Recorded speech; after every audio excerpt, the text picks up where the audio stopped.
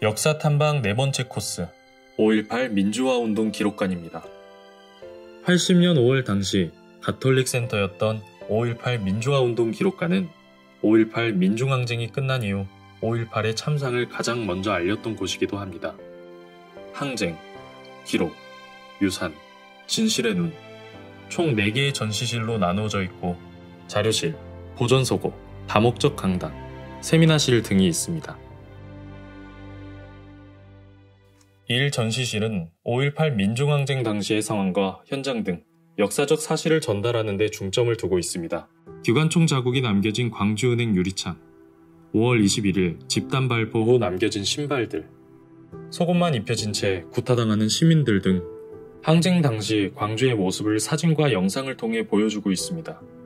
5월 18일 광주에서는 전남대학교 정문 앞에서 교내로 진입하는 학생들과 군인들의 충돌이 일어났고 무차별적인 폭행으로 인해 부상자와 희생자가 나왔습니다.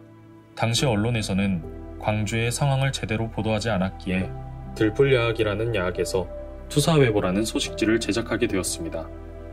당시 투사회보에는 광주에서 일어나고 있는 상황과 행동 강령 등이 쓰여 있습니다. 항쟁이 지속되면서 광주 인근의 병원에는 치료를 받아야 할 사람들로 가득 차면서 의약품과 혈액이 부족하자 광주 시민들은 남녀노소 할 것 없이 헌혈을 하기 위해 줄을 섰습니다. 또한 시민군들을 위해 동네별, 시장별로 김밥과 주먹밥을 만들어 나누어 주었습니다. 가게 상인들은 빵이나 우유를 무상으로 나누었고 필요한 자본은 시민들의 자발적인 참여로 이루어지는 등 대동정신을 보여주었습니다.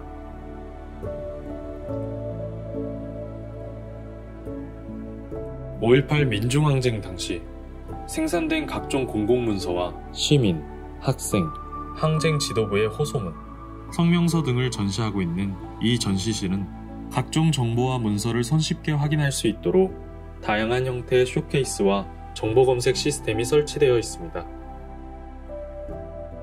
작전명 화려한 휴가라는 암호로 공수부대는 광주로 진입하게 되고 무차별적인 폭행으로 인해 많은 시민들이 희생되었습니다. 따뜻한 봄날의 일요일이었던 광주는 피해 일요일이 되었습니다. 당시 초등학생의 일기장과 기자 취재 수첩을 통해서 당시의 긴박한 상황을 살펴볼 수 있습니다.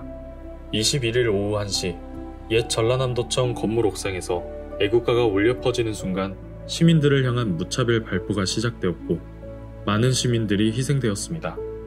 27일 최후항전이 있던 날 계엄군의 도청 진압 작전을 알고 있었음에도 불구하고 도청을 지키는 것이 민주주의를 지키는 것이라고 생각했던 시민군들은 도청을 지키기 위해 끝까지 남아 있었습니다. 도청 진압 작전이 시작되고 마지막까지 저항했지만 결국 많은 분들이 도청에서 목숨을 잃게 되었고 살아남은 분들도 끌려가 가혹한 조사와 처벌을 받았습니다. 2011년 5월 25일 5.18 민중항쟁 기록물은 유네스코 세계기록유산으로 등재되었습니다.